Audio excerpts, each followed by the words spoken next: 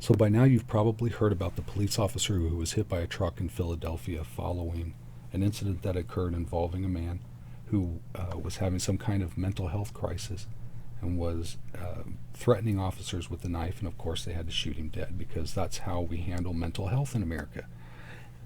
The outrage shouldn't be this incident. The outrage should be from way before, when we have situations where people are constantly pressured by despair that it makes them crack mentally. And then we have no mechanism to help people that have these mental breakdowns, nothing to talk it out, nothing to validate the oppression that they feel every day. There's never any recourse, never any way to make it better. And that eats at you and it makes people go crazy. Now, I'm not making an excuse for this particular instance because I'm not sure what was going on with this guy, but mental health and the situation at large is not helping. This is a situation of despair that breeds these kinds of situations, and they should have been addressed long before it reaches this kind of incident. And then when you have all of the distrust in that happens, it only fuels the conflagration that follows, and that was the rioting and all of the looting and bullcrap that went down in Philadelphia. So here's the video if you want to look at it. As soon as I saw it, it's not detailed, and I saw all of the carnage and everything else, and I'm like, oh wow, the right's going to love this. So I scrolled down through the comments because I'm a glutton for punishment, and I wasn't the least bit surprised. First of all, the Sun, when you read, before I even read a single comment, I'm like, I bet they're all right-wing comments. There ain't a single left-wing comment. There won't be a single person commenting there or allowed to comment that has anything to say in defense of Black Lives Matter protesters who are legitimate, and then people who loot and destroy and do that stuff. They can call themselves Black Lives Matter, but they're not. The organization and a lot of people that support the organization on an official level do not support that. You won't find anybody that does. If you do, I'll air it and talk about it, and it'll change my mind. But until then, it's just not a thing. But you're not going to know that from the comments in the Sun, because the Sun is a right-leaning. So first, before I even get to that, let's just go through some of these comments, because there's some of them that I agree with. I don't agree with they're all trash. There are crimes of despair that happen when people feel oppressed and they feel like they have no voice. So what you call trash, I call consequence. They're desperate for media coverage. The media ain't going to report on them no more. Not as long as it's right-wing, the Sun.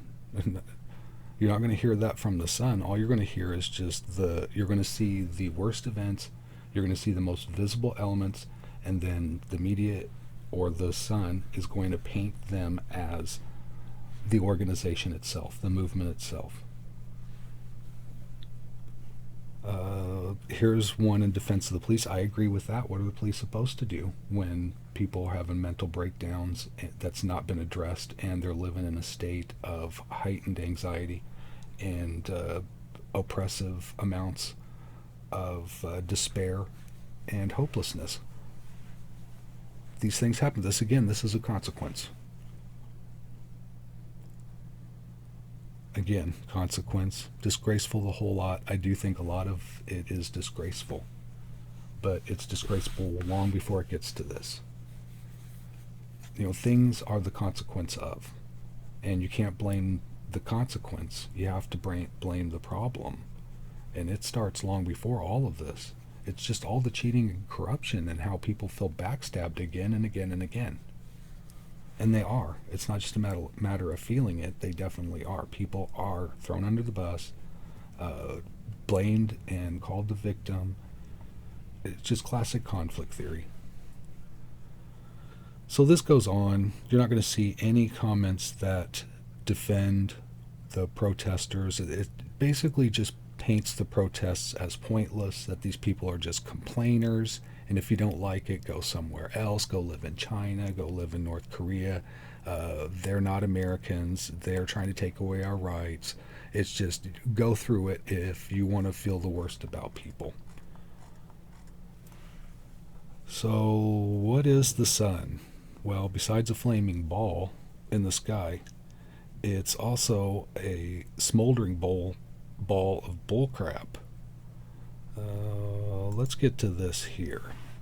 So from, let me load this up here, a thing called media bias, where they do fact checking on whether an outlet is biased or not. I didn't even need to go to this, but I decided I would just go there and check them out and see what do most of the fact checkers think of the Sun publication. So before I tear a new one, let's find out what it is.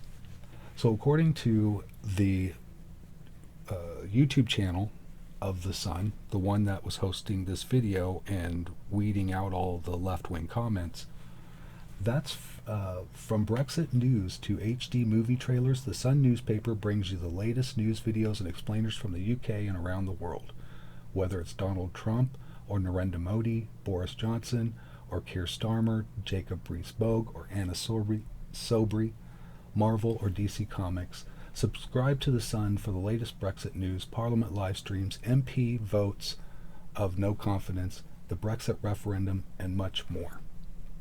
So that's the Sun covering protests in America. And that's not all. Let's see what else are they covering. Let's go to their video page and see what's going on there. Hopefully it won't load this video.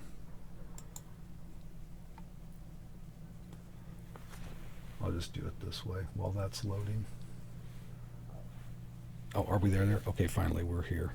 Their videos. Look at their videos. This is from the UK. This is a foreign nation, right? This is a foreign actor manipulating public opinion concerning politics and social issues.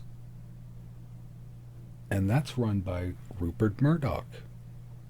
Here, let's see what the media and fact-checking has to say about the Sun. Don't look directly at it. It could damage your eyes.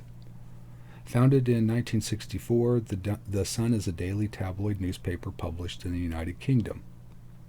It's published by the News Group Newspapers Division of the News UK, itself a wholly owned subsidiary of Rupert Murdoch's News Corporate. That's Fox News for y'all.